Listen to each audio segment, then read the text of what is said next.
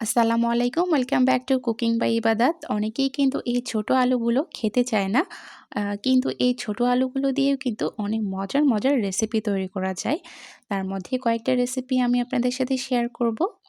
তো চলুন দেখে নিই পুরো রেসিপিটি। তো এখানে আমি ছোট আলু নিয়ে নিয়েছি। আর দেখতে পাচ্ছেন আলুগুলো কিন্তু একেবারেই ছোট। তো আমি আগেই আলুগুলো ধুয়ে পরিষ্কার করে নিয়ে নিয়েছি। এখন এই আলুগুলো আমি ২ টুকরো বা ৩ টুকরো করে ৩-৪ টুকরো করে কেটে নিয়ে নিব। এই যে দেখতে পাচ্ছেন আমি আলুগুলো এখানে কেটে নিয়ে নিয়েছি। আলুর সাইজের উপর নির্ভর করে কিন্তু আলুগুলো কতটুকু টুকরো করবেন সেটা বুঝে নিতে হবে। যেগুলো যেগুলো আলু একটু বেশি বড় সেগুলো ৪ টুকরো করে নিবেন, আর যেগুলো একেবারেই ছোট সেগুলো ২ টুকরো করেই নিলেই হয়ে যাবে। চুলার মধ্যে কড়াই বসিয়ে দিয়েছি। কড়াইটা যখন একটু গরম হয়ে এসেছে তখন এখানে দিয়ে নিচ্ছি পরিমাণ মতো রান্নার তেল। তেলটা আবার গরম হয়ে আসার পর এখানে দিয়ে নিচ্ছি পরিমাণ মতো পেঁয়াজ কুচি, দিয়ে নিচ্ছি রসুন কুচি, স্বাদ মতো দিয়ে নিচ্ছি কাঁচামরিচ। ঝালটা আপনাদের প্রয়োজন মতো আপনারা দিয়ে নেবেন। আর এখানে পেঁয়াজ কুচি ২ টা অথবা ৩ টা দিলেই হয়ে যাবে। তো এগুলো একটু লাল, লাল করে ভেজে নিতে হবে। দেখতে পাচ্ছেন আমি পেঁয়াজ মরিচগুলো কিরকম করে ভেজে নিয়েছি। ভেজে নেওয়া হয়ে গেছে। এখন এখানে টুকরো করে রাখা আলুগুলো দিয়ে নিচ্ছি। সবগুলো আলু দিয়ে নেওয়া হয়ে গেছে। এখন আমি সবকিছু একসাথেই মিশিয়ে নিয়ে নিব। এখন এখানে দিয়ে নিচ্ছি স্বাদ মতো লবণ, পরিমাণ মতো দিয়ে নিচ্ছি হলুদ গুঁড়া। দেওয়ার পরে আবার একটু নাড়িয়ে দিতে হবে। দেখতে পাচ্ছেন হলুদ লবণগুলো কিন্তু আলুর সাথে ভালো করে মিশে গেছে। এরপরে ঢাকনা দিয়ে ঢেকে রেখে দিয়েছিলাম ২ থেকে ৩ মিনিটের মতো। এরপরে আবার ঢাকনা খুলে এখন আবার একটু নেড়ে দেব। ৩ থেকে ৪ বার এরকম করে ঢাকনা দিয়ে একটু পরপর নেড়ে দিতে হবে। কারণ এই আলুর ভাজিটা করার সময় এখানে কিন্তু কোনো প্রকার পানি ব্যবহার করা যাবে না। তাহলে কিন্তু খেতে ভালো লাগবে না।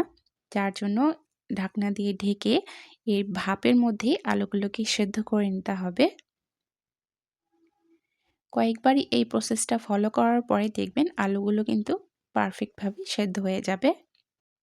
এখন আমি একটু দেখিয়ে দিচ্ছি আলুগুলো সেদ্ধ হয়েছে কিনা। দেখতে পাচ্ছেন আলুগুলো কিন্তু ভালো মতো সেদ্ধ হয়ে গেছে। আর আলুগুলো সেদ্ধ হয়ে যাওয়ার পর আর ঢাকনা দেওয়ার কোনো দরকার নেই। এখন হালকা আঁচে কয়েক মিনিট আলুগুলো ভেজে নিতে হবে। চুলার আঁচটা এই পর্যায়ে একেবারে লোতে রেখে কয়েক মিনিট আলুটাকে ভালো মতো মচমচে করে ভেজে নিতে হবে। আর একটু পরপর নেড়ে-চেড়ে দিতে হবে, না হলে কিন্তু দেখা যাবে নিচের দিকে পুড়ে পুড়ে যাচ্ছে। দেখতে পাচ্ছেন আলুগুলো কিন্তু নিচের দিকে লেগে যাচ্ছে। আর আমি একটু পরপরই কিন্তু নেড়ে দিয়ে নিচ্ছি।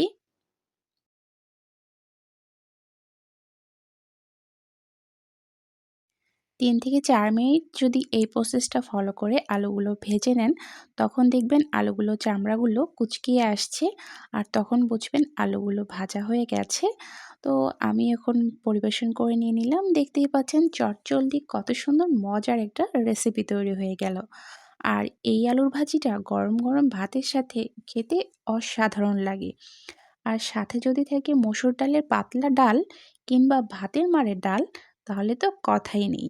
এই আলুর ভাজিটা এই সব তরকারির সাথে খেতে অনেক বেশি মজা লাগে। তো অবশ্যই রেসিপিটি বাসায় ট্রাই করবেন। আর ভাতের মাড়ের ডালের রেসিপিটা আমার চ্যানেলে দেয়া আছে। আমি ডেসক্রিপশন বক্সেও লিংক দিয়ে দিব। আপনারা চাইলে দেখে নিতে পারেন। আর এই ছোট আলু দিয়েও কিন্তু আমি একটা ভর্তা বানিয়েছি। সেই রেসিপিটাও আমি দিয়ে দিব। আপনারা চাইলে সেটাও দেখে নিতে পারেন। আজকের মতো এখানেই বিদায় নিচ্ছি। খোদা হাফেজ।